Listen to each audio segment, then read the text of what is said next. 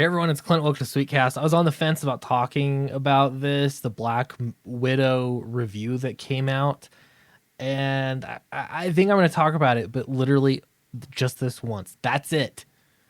Partially because I have found that over the course of time that it has taken for this movie to actually come out, because it was supposed to come out like the beginning of COVID time or something, and between then and now I have lost interest drastically in the Black Widow movie. I don't care.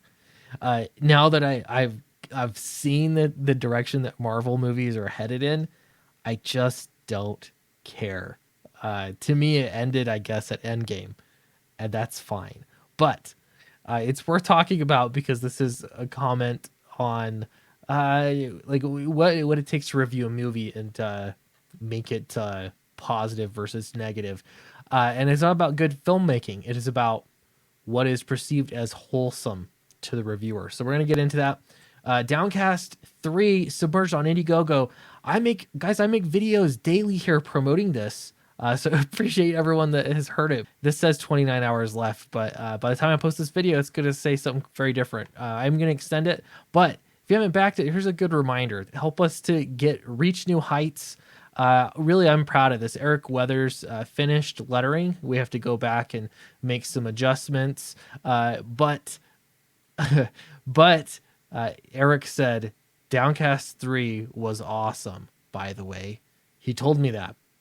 So it feels good. That was my first reader that doesn't live in my family that has said anything. Well, I have an editor too, but yeah, she keeps it strictly professional. Anyway, so I'm very happy, very pleased with the book, and I can't wait for y'all to read it. So check it out. Back it on Indiegogo. Help us to look at this. Eric's covers 100 claimed, and Matt Weldon's is 99 claimed. This is still a total arms race. So yeah, check it out. It's in the link in the description below. All right, so I'm going to skip down here. We're going to go all the way down to this paragraph. Now, I've mentioned this before in other videos that if you're reviewing a current movie, the trend is to look for something that reflects your value system. When you find something like that in a movie, you can say, this was a great movie because, they recited my pledge of allegiance to inclusivity. That's what they did. So I'm happy. Okay.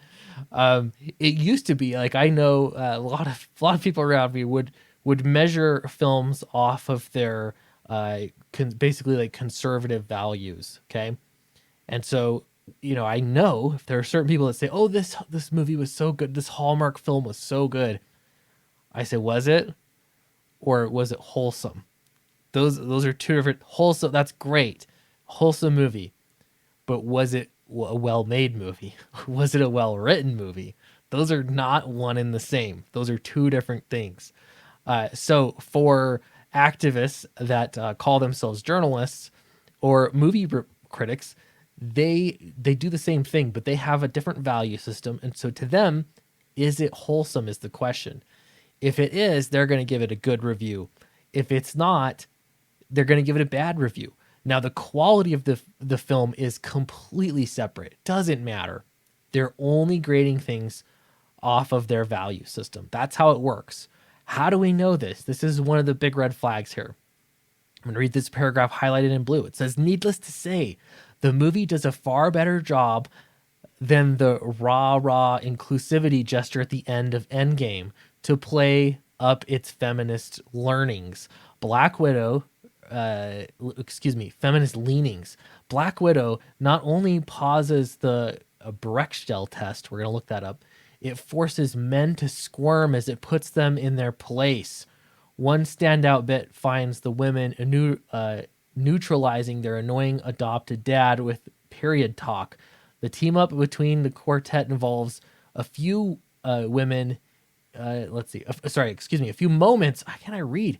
A few moments of misdirection to keep the exposition engaging enough, but as always, with the MCU, the moments that have next to nothing to do with plot or action make those other ingredients worthwhile. So, few things here. One is it passes this Bechdel test. We're going to look that up. And second, it makes men squirm. They even talk about their periods. Fascinating. Just fascinating. I've been married long enough. I'm old enough. I don't care about periods, but the shock value, like the shock factor of it, nobody cares. It's like me talking about phlegm. I could talk about my phlegm in a movie. That's as much of a cringe factor that you're getting. It's cringy just because it's gross, and it's gross to women too. It's not like like anyway, it bothers me. Okay, so making men squirm, does that make a film good? Because I could suggest a whole number of things that you could put on a screen that would make men squirm. Would that make it a good film? Many things that we could do here. So what's the Bechdel test? This must be scientific at the least. It sounds like it's scientific. Turns out it's not. So there's this trend in calling things a theory. Did you know that in science, for something to be considered a theory, it has to have overwhelming evidence for it to be considered a theory? So the theory of relativity, for one example, there's an awful lot of evidence to support it, but you can't wholeheartedly 100% prove that it's real. I'm no scientist, but the next step up is a law, like the law of gravity. Okay. So what they'll do is they'll call things by, like for, here's another example for you. Critical race theory. They're calling it a theory because they think that it'll give it more street cred. That the assumption is in the academic world that it has enough evidence to be considered a theory rather than a hypothesis. When in fact it doesn't. It's not even social science. It's just made up. Somebody decided what it is. They read papers and they review each other's papers and they cite their own papers and each other's papers until they have created a theory in air quotes. So in this case, the Bechdel test, also known as the Bechdel-Wallace test. Oh, what is this? This must be a really good test. It's a measure of the representation of women in fiction. It asks whether a work features at least two women who talk to each other about something other than a man. The requirement that the two women must be named is something added. That's the test. Really, that's it. That's not a test. That's asking a question. And we could name a long list of videos, because my voice is getting sore. A long list of videos that would not pass, or that would pass the test, and you would still consider them terrible movies. You'd consider them not inclusive movies. This test is, why is this even mentioned? It's ridiculous. There's so many movies with multiple women talking to each other about anything other than a man. But I'm sure you would have problems with it. So why would you even bring that up?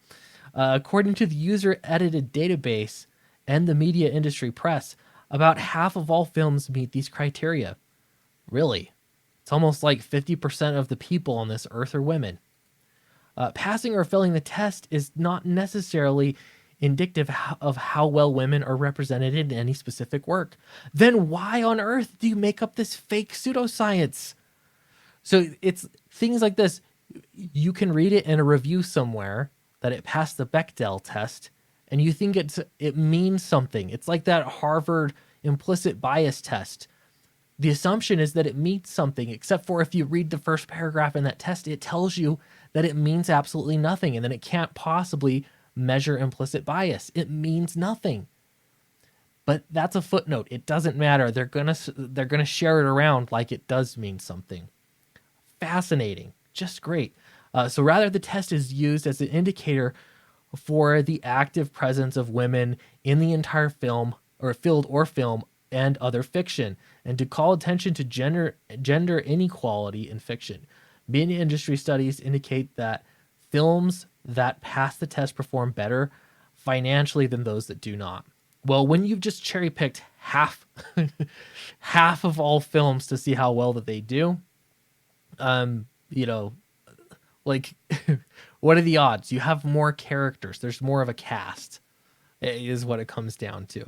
Now, there are plenty of works of fiction that have like all male casts. I don't know, I'm trying to think of like what's that one where the boys, Lord of the Flies, maybe. Is there any women in that one? Anyway, you could think of some that are very heavily focused around male characters, uh, and that's okay. That is okay because there are certainly films that are made for women. This is a superhero flick, by the way, though it does have a female lead. So who is it really for? Apparently, nobody. We will see who ends up watching it. So I'd love to know your thoughts on this. Is it silly? Am I making a mountain out of a molehill? I don't know. It doesn't matter. Are you going to watch Black Widow? I'm at the point I just don't care. But that maybe that's a personal problem. Anyway, thanks for watching. Really appreciate you for watching my videos. Don't forget to check out Downcast 3 Submerged on Indiegogo right now. We're going to extend the campaign, but help us. This will be a nice bump, hopefully, if we focus on this and get it pulled up. And again, profits from this campaign are going to go to one, paying me, and two, financing Dracula, or at least beginning to finance Dracula. That's the plan. So thanks very much, and I'll see you in the next video.